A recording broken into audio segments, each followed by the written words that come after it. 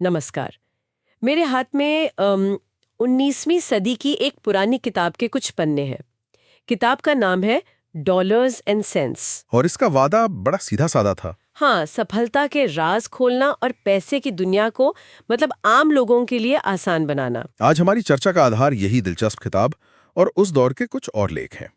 इनमें सलाहें हैं, उस जमाने के कुछ सबसे कामयाब लोगों की जीवनियां हैं और यहाँ तक कि डॉलर का असल मतलब क्या है, इस पर एक दार्शनिक बहस भी छिड़ी हुई है। तो आज हमारा मकसद यही समझना है कि 19वीं सदी में पैसा, मेहनत और चरित्र को किस नजर से देखा जाता था। और क्या उस दौर की सलाह और कहानियों में आज भी हमारे लिए कोई सीख छिपी है? या ये सिर्फ गुजरे जमाने के कुछ मनोरंजक किस्से बनकर रह गए हैं। चलिए इसी की गहराई में उतरते हैं। इस किताब की जो बात मुझे सबसे पहले चौंकाती है, वो है दुनिया को देखने का इसका नजरिया। बहुत ही कठोर है। हाँ बिल्कुल, पहली लाइन ही ऐसी है जो आपको हिला दे। किताब कहती है कि दुनिया का सीधा साधा नियम है रूट हॉग और डाई। मतलब या तो अपनी जरूरत के लिए जमीन खोदो या फिर मरने के लिए तैयार रहो। धरती को हमारी कोई परवाह नहीं है। वो हमें बैठे बिठाए ना कपड़े देती है, ना खाना, ना घर। हर चीज के लिए लड़ना पड़ता है। और ये सिर्फ एक कहावत नहीं है, ये उस दौर की पूरी मानसिकता को दिखाती है। ये आत्मनिर्भरता यानी सेल्फ रिलायंस का चरम है। सही बात है। आज हम टीम वर्क और सहयोग की बात करते हैं, लेकिन उस वक्त का मंत्र था कि अगर आपको कुछ चाहिए तो दुनिया आपको थाली में परोस कर नहीं देगी, आपको उसे छीनना होगा, कमाना होगा। किसी और पर निर्भर रहना तो सबसे बड़ी कमजोरी थी। बिल्कुल। और इसी सोच से जुड़ा हुआ एक और बड़ा मजेदार हिस्सा है सही पेशा कैसे चुने। किताब इस बात पर बहुत जोर देती है कि हर इंसान में एक स्वाभाविक प्रवृत्ति होती है, एक सहज प्रतिभा। हाँ, और उसे पहचानना ही सफलता की पहली सीढ़ी है। इसमें एक पिता का जबरदस्त किस्सा है। हाँ, वो जो अपने बेटों का भविष्य खुद ही तय कर लेता है। वो कहता है, मेरे 5 बेटे हैं, मैं बिली को पादरी बनाऊंगा, जॉन को वकील, टॉम को डॉक्टर और डिक को किसान। मतलब बच्चों से पूछा ही नहीं? बिल्कुल नहीं। फिर एक दिन वो शहर जाता है और लौटकर अपने 5वें बेटे सैमी से कहता है, मैंने देखा है कि घड़ी बनाना एक अच्छा और सभ्य काम है, तो मैं तुम्हें सुनार बनाऊंगा। ये आज सुनने में बड़ा अजीब लगता है, लेकिन अगर हम इसे उस दौर के नजरिए से देखें तो ये अपने जुनून को पहचानो वाले विचार का एक, कह सकते हैं, शुरुआती कच्चा रूप है। लेकिन इसमें एक फर्क है ना? बहुत बड़ा फर्क है। आज हम मानते हैं कि जुनून को विकसित किया जा सकता है, आप कुछ भी सीख सकते हैं। उस दौर की सोच ज्यादा कठोर थी।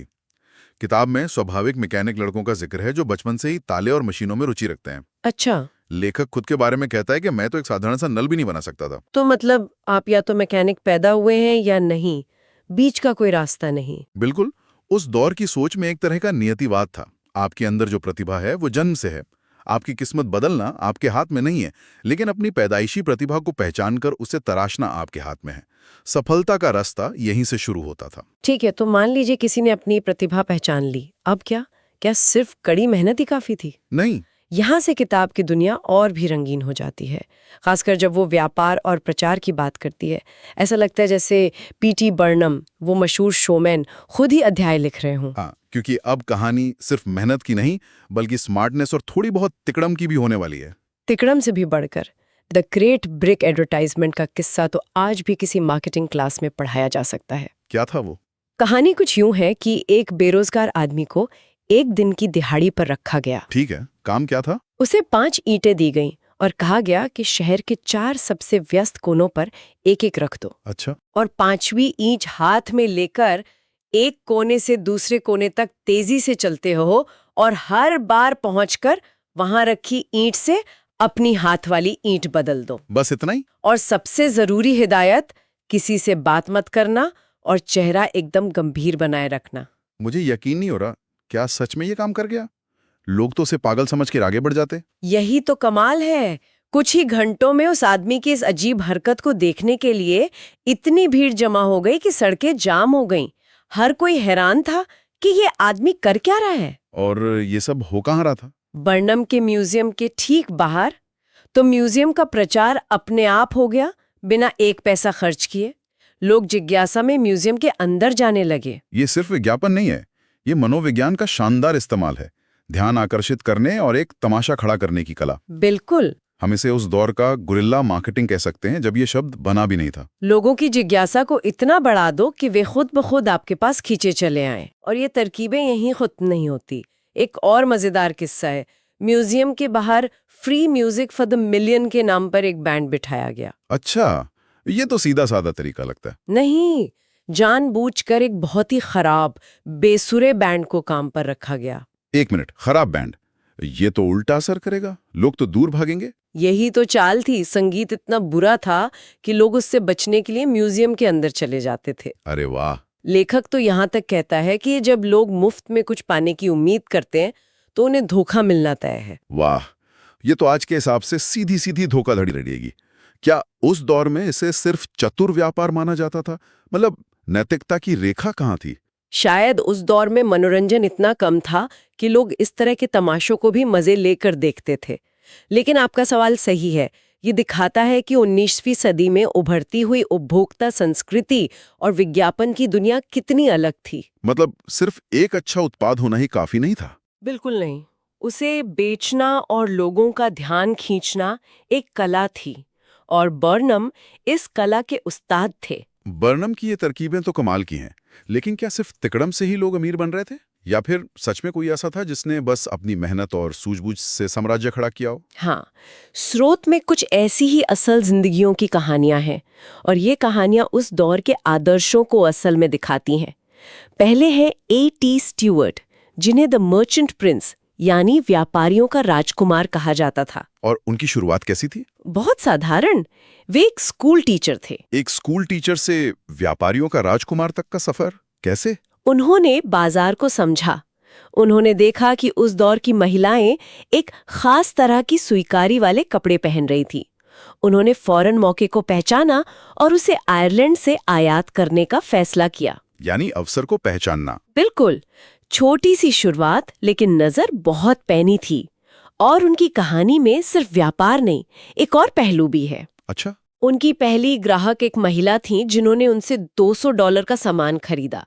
सालों बाद जब स्टीवर्ट करोड़पति बन चुके थे, उन्हें पता चला कि वो महिला अब गरीब हो गई है। तो उन्होंने क्या किया? स्टीवर्ट ने उन्हें खास तौर पर खोजा और उनके लिए जीवन भर की पेंशन की व्यवस्था कर दी। हाँ, ये कहानी उनके चरित्र को अच्छा दिखाती है। लेकिन ये भी सोचने वाली बात है कि क्या ये उस दौर के अमीर लोगों के लिए एक तरह का इमेज मैनेजमेंट था? मतलब अपनी उदारता दिखाकर व्यावसायिक कठोरता को संतुलित करना। हाँ, उस दौर में दान पुण्य को सफलता का एक जरूरी हिस्सा माना जाता था। ये एक दिलचस्प नजरिया है। दूसरी कहानी है एलियास होवे की, जिन्होंने सिलाई मशीन का आविष्कार किया। उनकी कहानी तो शुद्ध संघर्ष की कहानी है। वे हफ्ते में सिर्फ $9 कमाते थे और उनका एक भरा पूरा परिवार था। $9 हफ्ते की कमाई में एक आविष्कार के बारे में सोचना भी मुश्किल लगता है। प्रेरणा कहाँ से मिली? एक अधूरी सुनी हुई बातचीत से। उन्होंने किसी को ये कहते हुए सुना कि जो भी सिलाई करने वाली मशीन बनाएगा उसकी किस्मत चमक जाएगी। बस एक लाइन से? हाँ, बस वही एक लाइन उनके दिमाग में बैठ गई। और उन्होंने अपनी पूरी जिंदगी उस एक विचार के पीछे लगा दी। ये गरीबी से अमीरी तक पहुंचने वाले आविष्कारक की एक क्लासिक कहानी है। यानी एक विचार पर पूरी तरह ध्यान केंद्रित करना। और फिर है कॉर्नेलियस वेंडरबिल्ट, द कैपिटलिस्ट। उनकी कहानी इन दोनों से बिल्कुल अलग है। उन्हें स्कूल से सख्त नफरत थी। अच्छा। लेकिन न्यूयॉर्क की खाड़ी में नाव चलाने का जुनून था।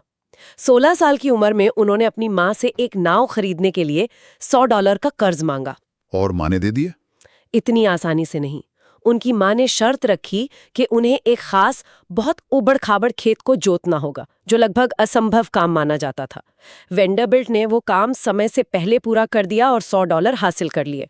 और उस $100 का क्या हुआ? ये हिस्सा तो कहानी का सबसे अच्छा है। उन्होंने उस नाव से इतना पैसा कमाया कि 1 साल में ही अपनी माँ को $100 चुका दिए और ऊपर से $1000 का मुनाफा भी दिया। $1000? हाँ, ये उनकी बेमिसाल महत्वाकांक्षा और व्यापारिक बुद्धि को दिखाता है। इन तीनों कहानियों में कुछ समान सूत्र हैं। स्टुअर्ट ने बाजार को समझा, होवे ने एक आविष्कार पर ध्यान लगाया और वेंडरबिल्ट ने अपने जुनून को व्यापार में बदल दिया। लेकिन एक बात सब में आम है। हाँ। साधारण शुरुआत, किसी एक लक्ष्य पर गहरा ध्यान, जिसे किताब कंसंट्रेशन कहती है, और अटूट लगन। ये सिर्फ किस्मत की कहानियां नहीं हैं, ये अथक परिश्रम और दृढ़ संकल्प की मिसालें हैं। ये सब सुनना तो बहुत प्रेरणा देता है, जी। लेकिन कभी-कभी मैं सोचती हूँ कि उस समय का जीवन असल में था कैसा। हाँ, ये जानना जरूरी है ताकि हम उनकी सफलता को सही संदर्भ में देख सकें। उनकी दुनिया हमारी दुनिया से बहुत अलग थी। किताब का एक अध्याय है how they got on in the olden time. वो हमें उसी दौर में ले जाता है। क्या बताती हैं वो बातें? कुछ तस्वीरें जरा सोचिए, महिलाएं चर्च जाने के लिए अपने पतियों के पीछे घोड़े पर एक खास तरह की गद्दी पर बैठकर जाती थीं, जिसे पिलियन कहते थे। अपनी कोई सवारी नहीं और स्वास्थ्य सुविधाएं। गांव का डॉक्टर घोड़े पर अपना बैग लेकर घूमता था, जिसमें कुछ गिनी चुनी चीजें होती थीं। कैलोमेल यानी पारा, लैंसेट यानी नश्तर और टर्नकी जो दांत निकालने का एक भयानक औजार था। सुन के ही डर लग रहा है। और खाने पीने का तरीका भी बड़ा अजीब था। पॉटलक डिनर का जिक्र है, जिसमें मांस और सब्जियों को एक ही बड़े बर्तन में घंटों तक उबाला जाता था। अच्छा। और सबसे मजे की बात यह है कि उसी उबलते हुए बर्तन में एक कपड़े की थैली में इंडियन पुडिंग भी डाल दी जाती थी, जो मांस के साथ ही पकती थी। क्या एक ही बर्तन में मुख्य भोजन और मिठाई दोनों एक साथ? इससे पता चलता है कि जीवन कितना सरल और संसाधनों की कितनी कमी थी। सिर्फ 2 गज का कालीन बिछवाया तो इसे इतनी बड़ी शान की बात माना गया कि पूरे गांव में हफ्तों तक इसी की चर्चा होती रही। 2 गज का कालीन। आज हम पूरे घर में कालीन बिछवाते हैं और कोई ध्यान भी नहीं देता। सही बात है। इन विवरणों से उस समय की वास्तविकता और हमारी आज की दुनिया के बीच का भारी अंतर साफ दिखता है। उन लोगों ने जो सफलता हासिल की वो बेहद सादगी और कठिनाइयों के बीच हासिल की गई थी। ये उनकी उपलब्धियों को और भी असाधारण बना देता है। तो हमने रूट हॉग और डाई के कठोर दर्शन से लेकर बर्नम के चतुर मार्केटिंग तरीकों और स्टुअर्ट होवे और वैंडरबिल्ट जैसे लोगों की असल जिंदगी की कहानियों तक का एक लंबा सफर तय किया। अगर हम सबको एक साथ देखें तो ये स्रोत सफलता का एक दिलचस्प फॉर्मूला पेश करते हैं। कड़ी मेहनत, अपनी सहज प्रतिभा को पहचानना और थोड़ी सी दिखावे की कला। बिल्कुल। यह 19वीं सदी का एक खास अमेरिकी विचार है, जिसमें मेहनत के नैतिक मूल्य और पूंजीवादी महत्वाकांक्षा दोनों का संगम है।